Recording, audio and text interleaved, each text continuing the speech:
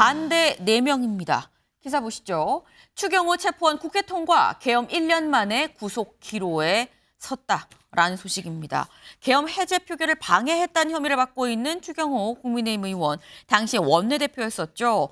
근데 이 추경호 의원의 체포동의안 어제 국회를 통과했습니다. 그 모습 잠깐 같이 보고 오시죠. 의석을 정돈해 주시기 바랍니다. 성원이 되었으므로 제13차 본회의를 개의하겠습니다. 표결을 위해 본회의장에서 대기하던 소속 의원들에게 접촉하여 본회의장 밖으로 나오도록 유도하는 방법으로 의원들의 심의 표결권 행사를 방해하는 등 비상계엄 해제를 막으려는 윤석열의 내란 행위에 협력하여 내란 중요 임무에 종사했다는 것입니다. 상대 진영을 괴멸시키기 위해 정치가 사법을 끌어들이고 특검이 정적 제거의 도구가 되어 야당을 먹잇감으로 삼는 퇴행의 시대에 저는 그 탕류의 한가운데 놓인 당사자로 이 자리에 섰습니다. 다른컨대 저에 대한 영장 청구는 국민의힘을 위헌정당 해산으로 몰아가 보수정당의 맥을 끊어버리겠다는 내란몰이 정치 공작입니다.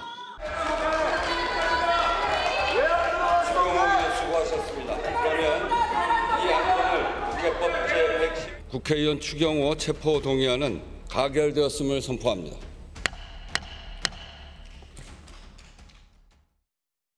네, 직접 영상 보셨죠? 지금 보면 추경호 의원 이건 보수 명맥을 좀 끊겠다는 거 아니겠느냐라고 지금 말씀을 이 추경호 의원이 지금 얘기를 했는데 얘기하고 쭉 퇴장하고 나가는데 퇴장하고 나가면서 국민의힘 의원과 악수하고 그리고 뒤따라 국민의힘 의원들도 다 같이 퇴장한 상황에서 표결이 이루어졌습니다. 그래서 제적 의원 180명 그중에 가결 172, 부결, 찬성 172, 반대 넷 그리고 기권 둘 무효표 둘이었었다라는 거죠.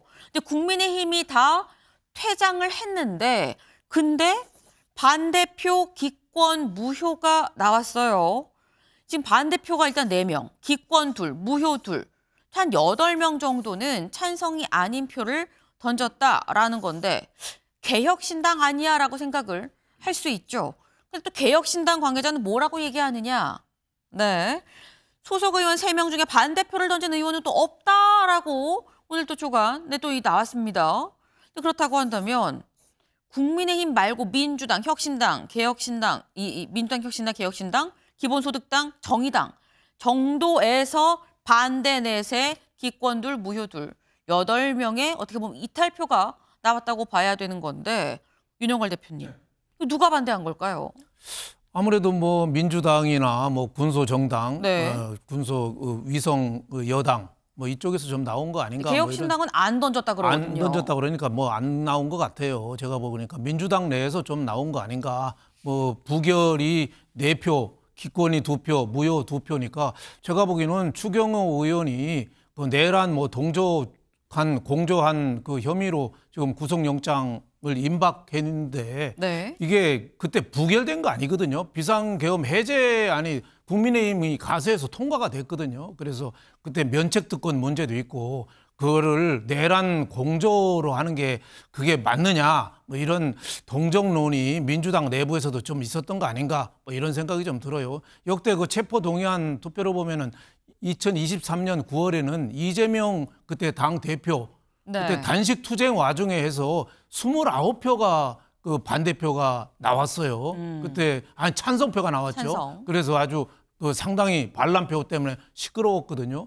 그래서 그 내부에 문제가 좀 있었지 않나 이렇게 생각되고 추경호 의원이 비교적 여야 통틀어서 뭐 무난한 인품 뭐 이런 거에 또 그 동정표를 불러있지 않았겠나 이런 생각이 들어요. 또 2022년 12월에는 민주당이 노웅래 의원 체포동의안때 그때도 별로 민주당 내에서도 반란표가 없었거든요. 노웅래 의원도 비교적 평소에 좀 부드러운 사람 뭐 이런 사람들에 대해서는 또 동정표가 좀 있지 않느냐 뭐 이런 생각이 좀 들었습니다. 네.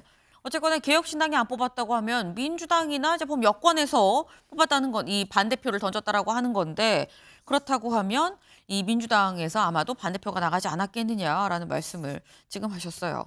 근데 사실 어제 추경호 의원 이 체포동의안 표결 자체가 당연히 통과는 될 거다라고 예측을 했었죠. 왜?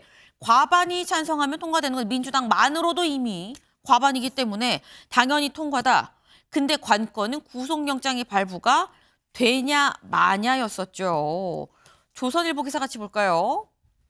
조선일보는 이렇게 얘기를 하고 있습니다. 민주당 추경호 의원 영장이 발부가 되면 국힘 해산하라고 총공세를 펼칠 것이다. 그런데 만약에 기각이 된다 그러면 오히려 기각했다고 사법부를 몰아치지 않겠느냐라고 지금 얘기를 하고 있어요. 최창렬 의원님.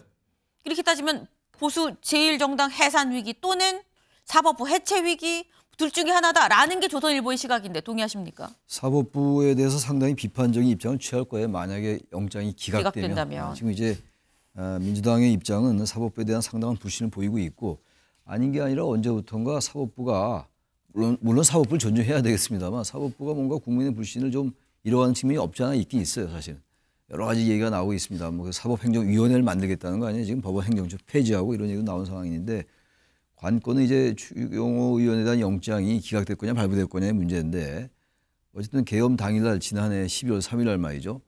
여러 번 옮겼잖아요. 의총 장소를 국회에서 당사로 여의도 당사에서 다시 국회로 국회에서 다시 당사로. 그러니까 여러 그 과정 속에서 추경호 당시 원내대표가 윤석열 대통령 당시 대통령과 홍철호 전 정무수석 등 이게 통화를 한 건 분명해요. 한덕수 전 총리와 통화를 했고 통화를 했는데 어떤 내용을 했는지 알 수는 없죠. 아마 그 상황 속에서 이거 뭐 추론인데 야 계엄 해제 그 표결 막어라고 말했을 가능성이 커 보여요. 제가 볼 땐. 그리고 난 다음에 어쨌든 간에 뭐 18명이 이제 그 당시 대표가 한동훈 대표였는데 한동훈 대표로 인해서 어쨌든 18명이 표결을 했고 계엄은 해제가 됐어요. 해제가 됐는데 국민의힘의 대다수 의원들이 참여하지 않았잖아요.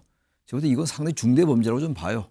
법원의 판단이 어떻게 될지 모르겠으나 근데 법원의 최종 판단 말고 이제 구속영장이 발부됐다고 해서 완전히 내란 중에 임무정사에 있는 건 아니기 때문에 저는 그럼에도 불구하고 지금 뭐 야권이나 법조계에서는 이게 기각될 확률이 높다고 얘기를 하는 것 같아요.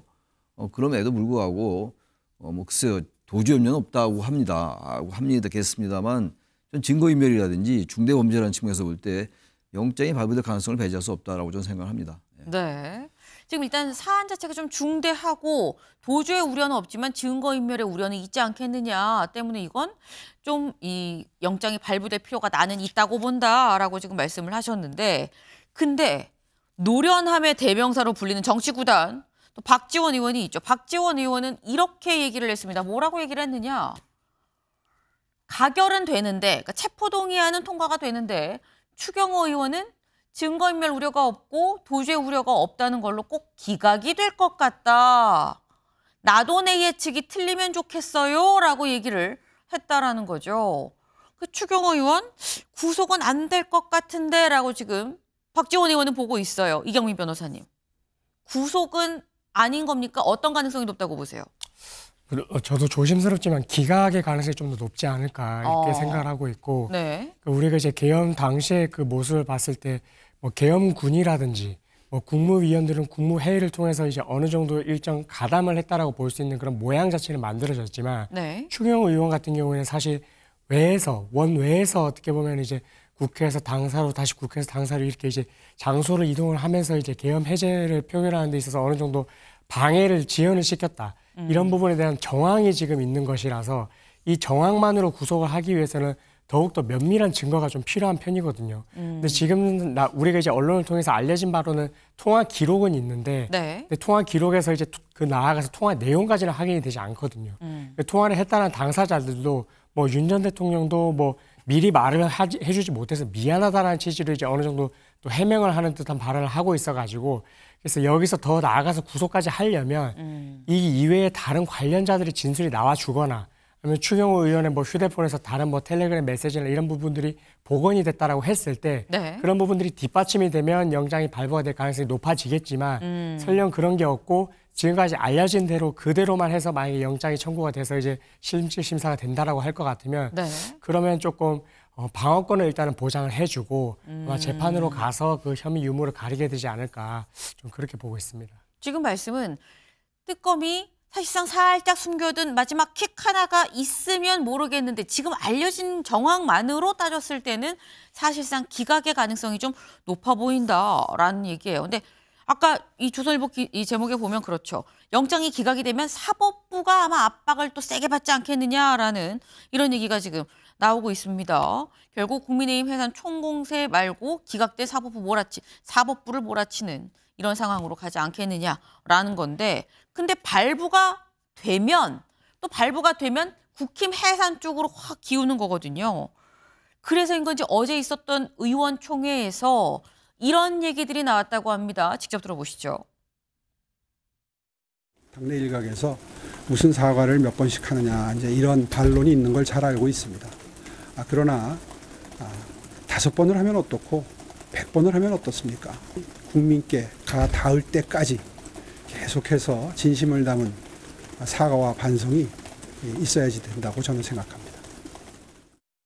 박근혜 대통령이 탄핵당한 이후에 2017년에 대선, 2018년에 지선, 2020년 총선을 내리 엄청나게 졌습니다. 그러니까 한 3, 4년이 굉장히 많은 반성과 성찰이 있었기 때문에 저는 국민들이 2022년 대선에 힘을 실어주셨다고 생각합니다. 저는 그만한 반성과 쇄신이 부족했지 않나 이런 생각합니다. 저는 지도부에서도 이 사과와 성찰의 메시지가 나가면 좋겠고요.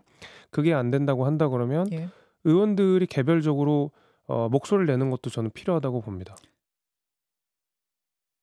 네, 지금 오세훈 시장 어제 이 국민의힘 의원총회였었는데 의원총회에 직접 와서 저런 얘기를 했어요. 그리고 실제 김재섭 의원의 경우에는 언론 인터뷰에서, 그리고 어제 있었던 의총 비공개 자리에선 김용태 의원도 이거 우리 계엄에 대해서 명확하게 사과를 하고 가야 됩니다라고 다시 한번 본인도 비대위원장 때 사과를 했었던 바도 있긴 있죠. 그러니까 지금 이렇게 국민의힘 이 곳곳에서 우리 계엄 문제에 대해서 사과를 명확히 하고 짚고 넘어가야 됩니다라고 얘기를 하고 있는데, 이 목소리가 윤영걸 대표님, 그동안에 없었던 건 아니에요. 그동안에도 있었는데 대세에 묻혔거든요. 사과해야 된다는 게 대세로 올라갈 가능성 어떻게 보십니까?